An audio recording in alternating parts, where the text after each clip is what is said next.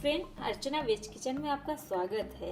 आज मैं आपको आटे से बनी हुई एक ऐसी रेसिपी बताने वाली हूँ जो सबको बहुत ही ज़्यादा और ख़ास करके इसकी सबसे ज़्यादा खाने की इच्छा तो सर्दियों में होती है। तो आप समझ ही गए होंगे कि मैं आटे से बनी हुई रेसिपी आलू के पराठे की रेसिपी बताने वाली हूँ। तो फ्रेंड, आज मैं आपको आलू का पराठा बनाने की एक नई विधि बताऊंगी जिससे आलू के पराठे इतने टेस्टी बनते हैं कि आप भी सोचेंगे कि इतने टेस्टी पराठे कैसे बन गए। तो आप इस तरकीब से अगर आप अपने घर पे आलू के पराठे बनाएंगे तो ना वो फटेंगे और बहुत ही अच्छे बनेंगे। तो चलिए, अभी हमें आलू के पराठे बनाने के लिए सबसे पहले क्या तैयार करना होता है, डो तैयार करना होता है। तो चलिए उसकी तैयारी कर लेते हैं। तो यहाँ पे मैंने एक बड़ा बाउल लिया है और फ्रेंड मैंने यहाँ पे एक कटोरी आटा लिया है, मतलब ये 250 ग्राम से ज़्यादा ही है। तो यहाँ पे मैं एक बड़ा बाउल ले लूँगी, उसमें आटा डाल देते हैं। अब मैं इसमें थोड़ा सा ऑयल डालूँगी और आधा चम्मच, बिल्कुल लिटिल बिट, थोड़ा सा सॉल्ट भी डालेंगे, जो कि मसाले में तो हमारा सॉल्ट रहेगा, नमक रहेगा, बट थोड़ा सा आटे में भी फ्लेवर नमक का आएगा तो वो बहुत ही ज़्यादा टेस्टी लगेगा। तो चलिए, हमने ये जो नमक और तेल डाला है इसको अच्छे से आटे में मिक्स कर देते हैं ताकि हमारा नमक तेल है पूरे आटे में अच्छे से मिक्स हो जाए। और ये जो तेल है, तेल हम मोहन के लिए थोड़ा डालते हैं जिससे कि हमारे पराठे बहुत ज़्यादा सॉफ्ट बनेंगे। तो चलिए, ये अभी मिक्स हो गया है, तो चलिए इसमें ऐड कर देते हैं पानी और इसका अच्छे से मिक्स करके डो बना लेते हैं। जब भी आलू का पराठा बनाते हैं तो उनके पराठे फटे फटे बनते हैं। तो उसका मेन कारण यही होता है कि अगर आप जब आटा गूंथते हैं तो गूंथने के टाइम पे आप बहुत आटा कड़ा कर देते हैं, और जब आटा कड़ा हो जाता है तो फिर जब हम उसमें स्टफिंग डालते हैं तो वो फिर फट फट के निकलता है। तो हमें क्या करना है, इसका डो बहुत ज़्यादा हार्ड नहीं करना है, थोड़ा सॉफ्ट ही रखना है। सॉल्ट क्या होता है, जब मेल्ट होता है तो थोड़ा वो मॉइस्चर छोड़ता है, तो इससे क्या होता है कि जब पानी हम डालेंगे और आटा गूंथ के रखेंगे तो वो सॉल्ट जो होता है पिघलता है, तो आटा हमारा थोड़ा सा गीला हो जाता है। तो चलिए, ये अच्छे से हमने आटा गूंथ लिया है। ये देखिए, हमारा डो ये बन के तैयार हो गया है।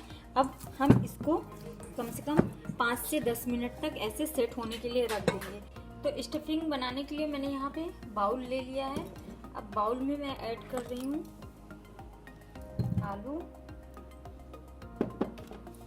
अब आलू को हम मैशर की मदद से मैश कर देते हैं। आप चाहें तो स्पून से मैश कर सकते हैं या आप चाहें तो हाथ से भी मैश कर सकते हैं। इनको अच्छे से, या आपके पास ग्रेटर है तो इससे भी ग्रेट कर सकते हैं। इनको अच्छे से मैशर से मैश कर देते हैं। अब मैं इसमें ऐड करूंगी, मैंने एक प्याज चॉप करके रखा है तो प्याज ऐड करूंगी। ये मैंने यहाँ पे मिर्ची, लहसुन और अदरक का पेस्ट बनाया हुआ है, तो इसको ऐड करूंगी। इससे हमारे आलू के पराठों में बहुत अच्छा फ्लेवर आएगा। यहाँ पे कटी हुई धनिया मैं ढेर सारा डाल रही हूँ क्योंकि धनिया से भी, अभी सर्दियों में धनिया से भी बहुत अच्छा फ्लेवर आता है। थोड़ा सा खड़ा जीरा, आप चाहें तो जीरा पाउडर भी डाल सकते हैं। थोड़ा सा 1 स्पून चिली फ्लेक्स और 1 बड़ा चम्मच धनिया पाउडर।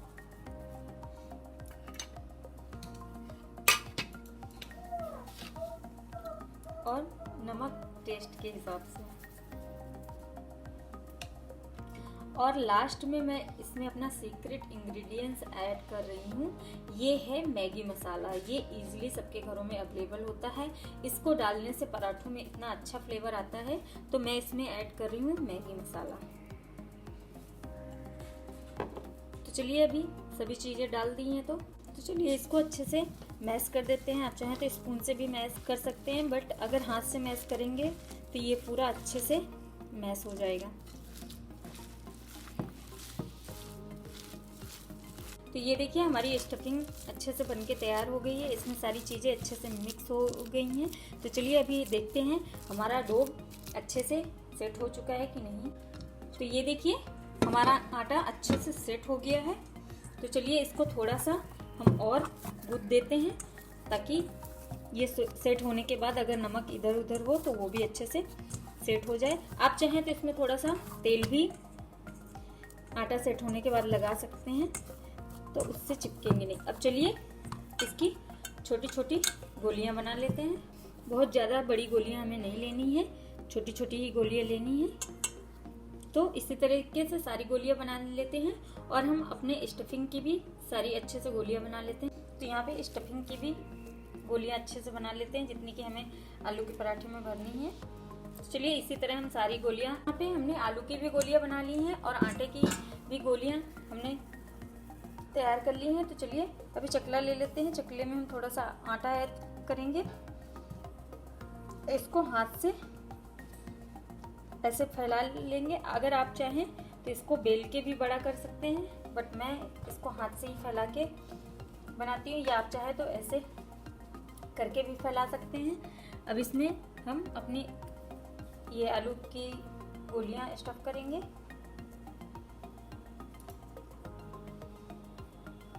जो एक्स्ट्रा आटा है अगर बहुत ज़्यादा है तो वो आप बाहर निकाल दीजिए और इसको अच्छे से पैक कर दीजिए, क्योंकि हम क्या होता है हमारे पराठे इसी वजह से फटते हैं कि हम इसको अच्छे से पैक नहीं करते, तो वो फिर फट जाते हैं। तो यहाँ पे थोड़ा सा मैं आटा और सूखा आटा डालूंगी। अब चलिए धीरे हल्के हाथों से इसको बेलेंगे। तो चलिए इसको हल्के हाथों से हम धीरे धीरे बेल लेते हैं ताकि ये हमारा पराठा फटे भी ना और अच्छी तरीके से। और याद रखना हमें पूरी तरीके से ये एक जैसा ही पराठा किनारी में बनाना है, कहीं पे मोटा कहीं पे पतला नहीं रखना है। तो चलिए ये हमारा पराठा बन गया है। तो चलिए बाकी के भी पराठे बना लेते हैं इसी तरह। तो देखिए ये हमारा पराठा बिल्कुल भी नहीं फटा है, आप देख सकते हैं ये पराठा बिल्कुल भी नहीं फटा, देखिए बिल्कुल भी नहीं। अगर आप इसी तरीके से घर पे आलू का पराठा बनाएंगे तो आपका पराठा बिल्कुल भी नहीं फटेगा। चलिए बाकी के भी पराठे बना लेते हैं। ये देखिए हमारे बाकी के भी पराठे ऐसे ही बनके तैयार हो गए और देखिए ये कहीं से भी फटे नहीं है, ये देखिए कहीं से भी नहीं फटे। तो चलिए अभी इनको पका। तो ये देखिए हमने गैस में तवा चढ़ा दिया जिसमें कि हम पराठे बनाएंगे। अब हमारा तवा गर्म हो गया है तो हम इसमें अच्छे से चारों तरफ तेल लगा देंगे। आप चाहें तो घी का भी यूज कर सकते हैं, या आप चाहें तो बटर का भी यूज कर सकते हैं, या ऑलिव ऑयल से भी आप बना सकते हैं, वो भी बहुत हेल्दी होता है। पर जो मजा राई के तेल में पराठे बनाने का आता है वो कहीं और नहीं आता है। तो मैं यहाँ पे राई का तेल इसमें यूज कर रही हूँ। आप जो भी तेल आपको पसंद हो वो डाल सकते हैं। तो ये देखिए अभी इसको पलट के देखते हैं कि हमारा पराठा एक साइड में पक्का है कि नहीं। तो इसको आसानी से इसे पलट देंगे और इसके ऊपर वाली भी साइड में तेल हम अच्छे से स्प्रेड कर देंगे। आप चाहें तो चम्मच से भी डाल के लगा सकते हैं। ये मैंने अभी ऊपर का साइड कम पकाया है क्योंकि इसको तेल लगाने के बाद जो पराठा पकाते हैं उसका टेस्ट और भी ज़्यादा अच्छा लगता है। तो इसी वजह से आप सोच रहे होंगे कितना जल्दी पलट दिया, तो वैसा नहीं है। मैंने इसको जानबूझ के ऐसे पलटा है ताकि इसका जो बाद में पकने का, तेल लगने के बाद जो पकने का टेस्ट होता है वो और भी अच्छा होता है। इसको ऐसे दबाते रहेंगे। चलिए अभी इसको दूसरी साइड में भी तेल लगा देते हैं। ये देखिए, और ये पराठे आलू के बनाने में बहुत ज़्यादा टाइम भी नहीं लगता है और इनको खाने में टेस्ट भी बहुत आता है। तो चलिए इसी तरह अच्छे से स्पैचुला की मदद से दबा दबा के चारों तरफ ये पराठे अच्छे से सेक जाएं। थोड़ा घुमा घुमा के हम पकाएंगे ताकि चारों तरफ हमारे इक्वल पराठे पकें। तो हम ऐसे चारों तरफ घुमा घुमा के इसको पकाएंगे। हमारा पराठा पक के तैयार हो गया है।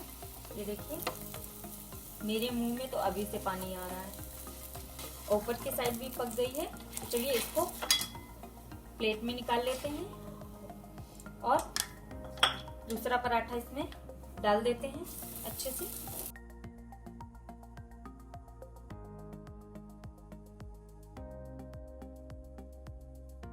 तो ये देखिए हमारे पराठे फटाफट हमारे पराठे बनके तैयार हो गए हैं। देखिए अच्छे से पक भी गए हैं और देखिए कोई भी पराठा मेरा फटा हुआ नहीं है, एकदम अच्छे से दोनों साइड अच्छे से पक गए हैं और कोई भी पराठा मेरा फटा नहीं है। तो आप अगर इस टेक्निक से अपने घर पे पराठे बनाएंगे तो आपके पराठे कभी भी नहीं फटेंगे और आप पराठा बनाना, अच्छा पराठा बनाना सीख जाएंगे। तो चलिए इसको हम एक प्लेट में कट करके देखते हैं कि अंदर की स्टफिंग कितनी अच्छी लग रही। तो इसमें कटर की मदद से आप चाहें तो चाकू से भी काट सकते हैं। तो ये देखिए अंदर की स्टफिंग, ये देखिए कितनी लाजवाब लग रही, कितनी अच्छी। और बिलीव में इसका टेस्ट भी बहुत अच्छा है, बहुत ही ज़्यादा इसका टेस्ट अच्छा है। देखिए तो इसी तरीके से आप अपने घर पे आलू का पराठा बनाइए, वो भी बिना फटे हुए। और अगर आपको मेरी ये आलू के पराठे की रेसिपी पसंद आए तो मेरे वीडियो को ज़्यादा से ज़्यादा शेयर कीजिए, कमेंट्स कीजिए और लाइक कीजिए, क्योंकि आप कमेंट्स करेंगे तो ही मुझे पता चलेगा कि आपको मेरे वीडियो पसंद आ रहे हैं कि नहीं आ रहे हैं। तो मेरे चैनल के सपोर्ट के लिए मेरे वीडियो को लाइक कीजिए, शेयर कीजिए और कमेंट्स कीजिए। और अगर मेरा वीडियो पसंद आए तो मेरे चैनल को सब्सक्राइब कर दीजिए और नीचे दिए गए बेल आइकन को दबा दीजिए, वो रेड कलर का जो है ना उसको क्लिक कर दीजिए, तो मेरे लेटेस्ट रेसिपी की नोटिफिकेशन आपको मिलती रहेगी। धन्यवाद।